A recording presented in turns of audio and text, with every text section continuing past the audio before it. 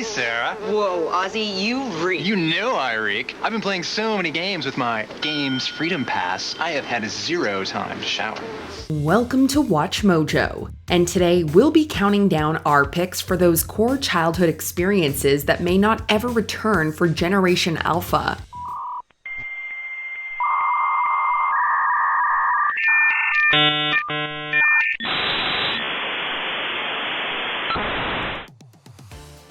Passing notes in class. There's been a lot of societal discussion concerning the efficacy of banning cell phones in schools. Perhaps it'll be during a full implementation of such a rule, whereby the old habit of passing notes might return to the everyday classroom. This was how many Gen Xers and prior generations communicated with their friends out of sight from authority figures and teachers. Michael? Excuse me, what's that in your hand?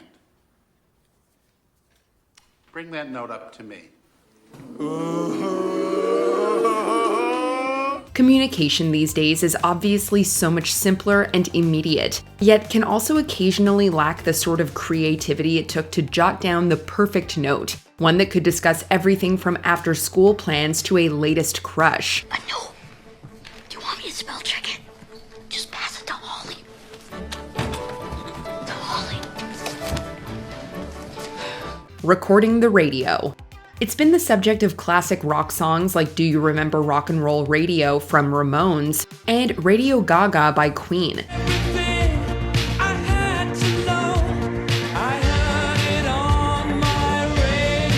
Tunes that romanticize how older kids used to stay up past their bedtime to record their favorite songs off the radio. This habit wasn't solely the subject of top 40 pop radio hits either, since many older fans of underground music might recall recording their favorite episodes of a weekly cult radio show that played obscure punk, alternative, or heavy metal. Home recording technology, like blank audio cassettes, made it fun and convenient to be creative at home with all of radio's varied content. Fun, at least, for generations that didn't have Apple Music or Spotify at their collective fingertips.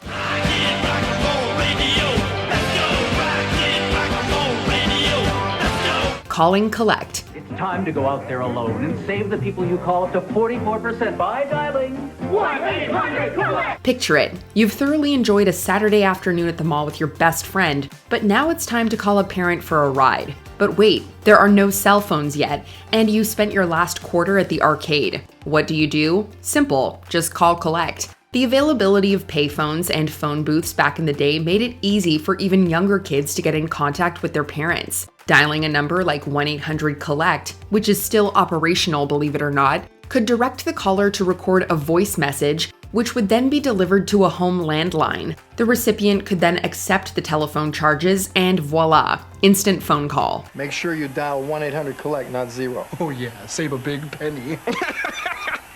Try a buck or two, Bitterman. How many times we gotta tell you? Okay, I'll dial 1-800-COLLECT.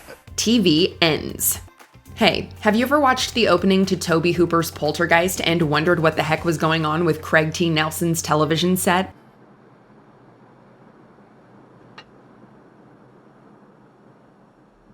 Terrestrial cable used to actually go off the air at a certain time, with most channels playing something like we see during that scene, a national anthem accompanied by some nice nature scenery, an announcer ending that channel's broadcast day, and then usually either a station ID or some static.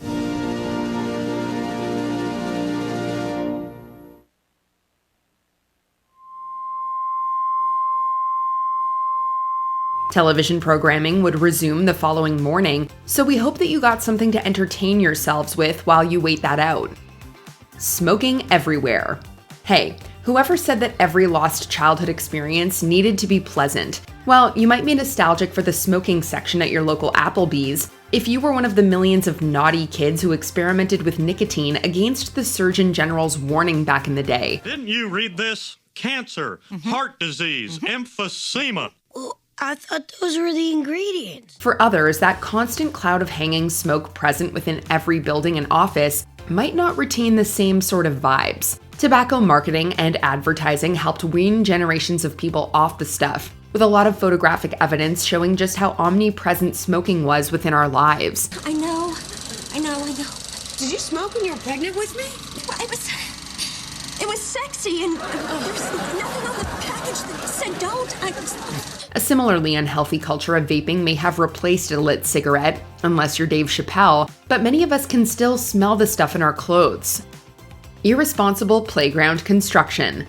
We're willing to bet that every parent has remarked at least once about the comparative safety of modern playgrounds. Areas with soft, spongy ground and slides that, aren't made of freaking metal. This was sadly not so for many kids who grew up back in the 70s, 80s, 90s, and perhaps even into the early aughts. Yes, so many of us still live with the scars, emotional and perhaps even physical, from burning the heck out of ourselves while attempting to traverse a metal slide during a hot summer's day. I really hadn't planned on my daughter using the slides, but I lost track of her in the crowd for a couple seconds and she had run over to get on the slides, and that's when it happened. Oh, and let's say an extra prayer for those tragic cases that got so burned, they got stuck up there on that slide, roasting in the hot summer like a honey-baked ham. Boredom. Yes, we know that kids and adults still get bored. I'm so bored. Oh, come on, there's lots of ways to pass the time. Hitch up your pants, air whittle. Yet we probably shouldn't be, right? Not when we have so much at our fingertips every second of the day. Yet imagine a world where this wasn't so. At least not yet. Your friends are busy, or your parents need to take you with them on an errand. It's their car, so they're choosing the music. And you don't have any handheld video games or a phone. So it's either bring a book, some drawing paper, or just look at the trees, because you're in it for the long haul. Granted, entertainment and excitement are all what we make of them, but today's generation admittedly possesses an embarrassment of riches when it comes to distraction. Come on, I'm bored. Bored. Play with me. Remembering directions. Peter, we're lost. Would you please find some place to ask for directions? We are not lost. And even if we were, you know I can't ask another human being for directions. Why not? Because I'm a man. Modern GPS technology is another wonder that's made getting around the world so much easier and convenient. Sure, maps are still important as well, but what if that's the only option? Remembering directions used to be imperative back in the day, particularly if you didn't have the foresight to write them down prior to taking off on your bike, in a car, or on foot. Kramer would like to schedule a lunch with you at Monk's Coffee Shop. Really? When? 10 minutes. Do you need directions? No, I don't. Those aforementioned maps could help, sure, but if you don't have one handy and are just going off of memory, then yeah, let's hope you were paying attention at that last gas station or rest stop. Taking someone's word for it. You made plans to meet up with a friend at noon. You agreed on the time, the place, and the itinerary, so there's nothing to worry about, right? When the numbers read 315, meet us there. 315. 315. Some of you are hearing that and thinking, not at all, while others just might be getting anxious at the very thought of what we're about to discuss. What if you get there and your friend isn't? There's no way to text and confirm. You just gotta take them at their word that those plans you made yesterday are still in stone from the last time you spoke. Just for fun, leave your phone at home the next time you make plans, and see how long it takes before you turn around and go get it.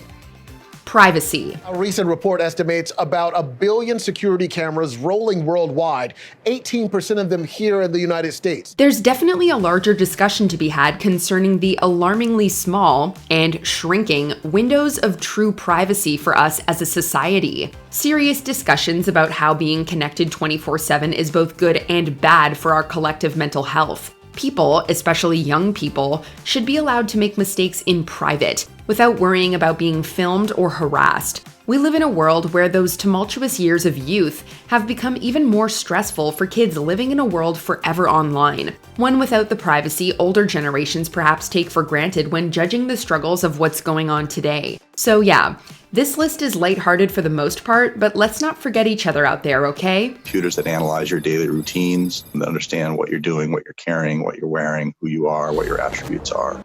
Cereal box goodies. Honestly, Dawn, how many bowls of cereal are you planning on eating? Oh, these aren't for eating. I'm just trying to get the extra out of the way so I could get this. It used to be the case that with every box of cereal, there was a chance of getting an exciting prize. These were often just small plastic toys, which were of relatively cheap quality, but getting one was so much fun. Now you can get geared up for adventure with new robot racers from the new movie Robots. One free in specially marked boxes of Kellogg's cereal for a limited time only.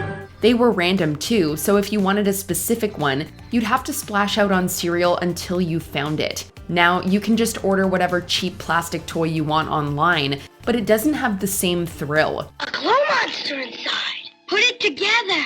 Hold him under the light. Turn off the light. Filmed in black light. Frankenstein. The Wolfman. The Mummy. Phantom of the Opera. In the 21st century, cereal has started marketing itself as a healthy option, so the toys contained are now pretty much non-existent.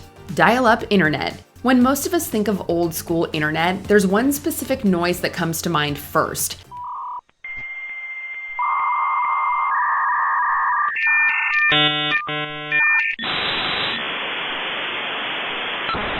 Now, we take instant web page loading for granted. Before broadband was common, we had to rely on telephone networks to provide our connection. This was called dial-up, and the sounds it made were impossible to forget.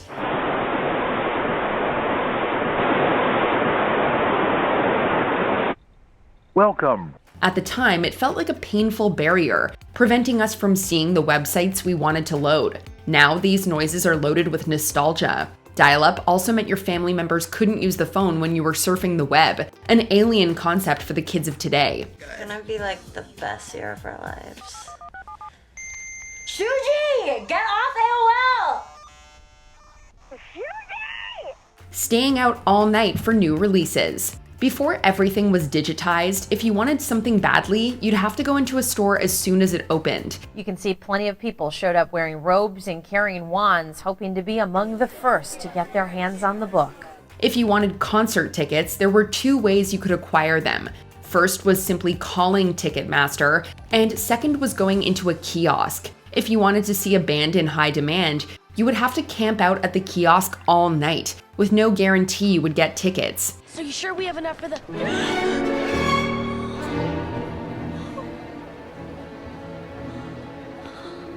People would do this with tons of other things too, including new books or video games. Now you simply get them online. Even when it's a physical release, places offer day one delivery anyway, so there's basically no need for inconvenience.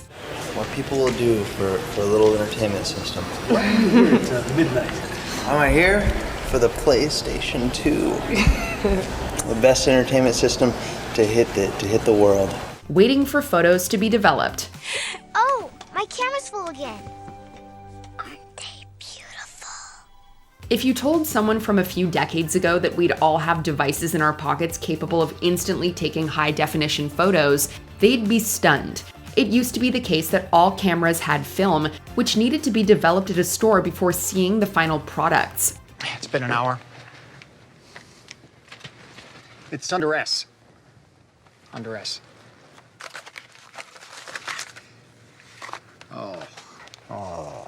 So we had to be far more careful about each and every image we took. This meant taking your camera on holiday was a uniquely exciting experience. It's a perfect match. Not just yet. Taking it into a store after coming home, then waiting a few days for it to be developed, was a unique rush that will never be common again. Creating a MySpace page. The internet felt a lot simpler when almost everyone surfing the web was friends with MySpace Tom. Every user creates a profile which explains a little about themselves and their interests, and you can display photos of yourself. I've got my own MySpace and the band has one too. It was the earliest big social media, long before the metaverse became a thing. Compared to modern social media, it was far more customizable. You could change virtually every aspect, including the backgrounds, the text, and music, and could even select your top friends. If you want, you can scroll down and look at all the different types of them. Usually they have quite a bit. So take your time, look through them. We're just gonna click on this one. Now, social media profiles all virtually look the same, differing in posts and profile pictures alone. It wasn't only MySpace that did it. YouTube profiles used to also be way more customizable. This trend is unfortunately long gone, so if you want a truly personalized online profile, you'll have to make a website. Hank, I'm just about done reconfiguring the Strickland page. Hey, that's my cell sheet. But I don't know if that needs to be flashing. Phone booths and collect calls. So phone booths still exist, but now they're only really associated with illicit individuals trying to keep a low profile. I'm still out here, still getting away with it. Feds couldn't find their own ass with both hands and a proctologist. You shouldn't be calling me. By 2016, fewer than 100,000 remained in America, and that figure has likely gone down a lot.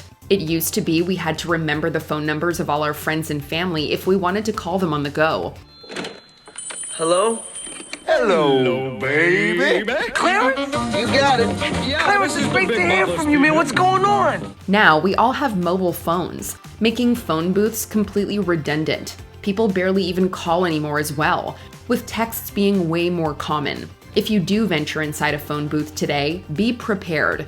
You don't know what you may find inside. When somebody phones 999, the ambulance service will be able to say there is a defibrillator, it's located at the phone box on the corner of X and Y roads, and if the cabinet is locked, they'll give an access code. Handwritten letters to pen pals. Something like handwritten letters will always exist. Do you get the noblets in America? Well, my favorite noblet is Vanity Noblet.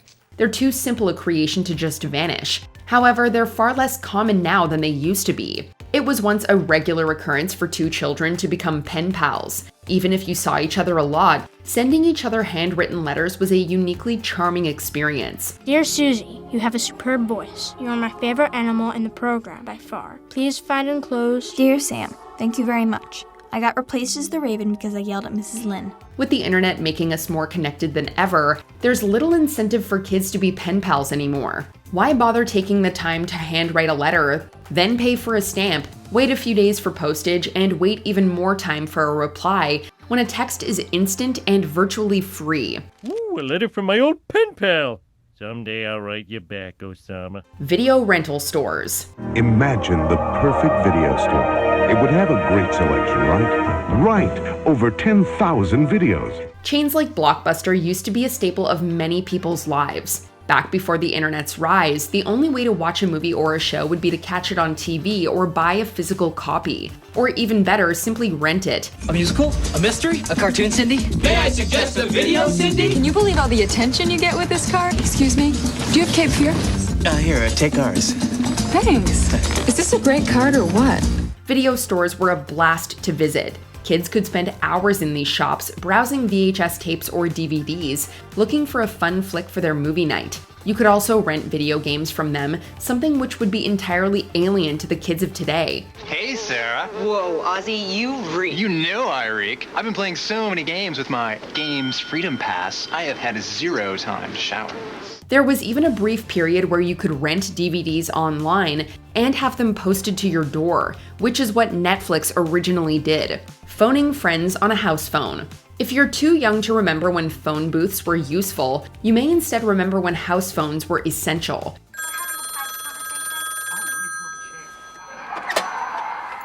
Hello? Do you still want to do something tonight?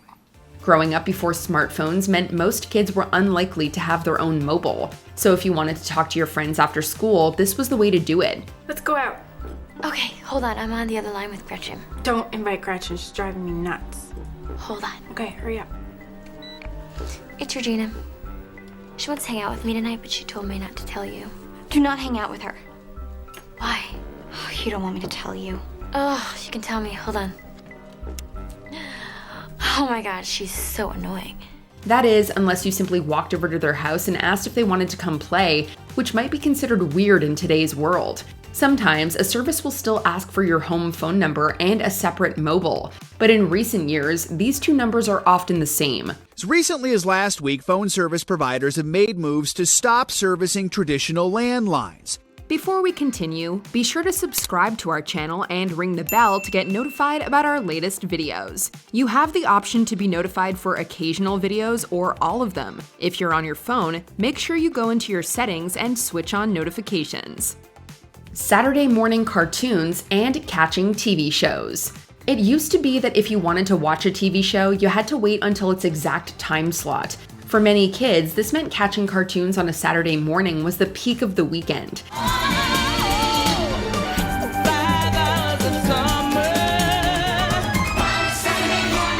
Now you can watch your favorite cartoons whenever, often without commercial breaks. As a result, the classic Saturday morning cartoon experience basically doesn't exist anymore. You know this wascally wabbit, but look who's coming to ABC Saturday mornings. He's the kid you already love, and he's here in all new episodes of Doug. Cool! Similarly, the excitement of catching a new episode of a series everybody's watching, then going into school the next day to chat about it, is not the same. On the bright side, at least you don't have to worry about missing a new episode because of being busy when it airs. Rocco, it's starting! Our favorite show! Coming! What do you miss the most from your childhood, and is it something still around? Let us know in the comments.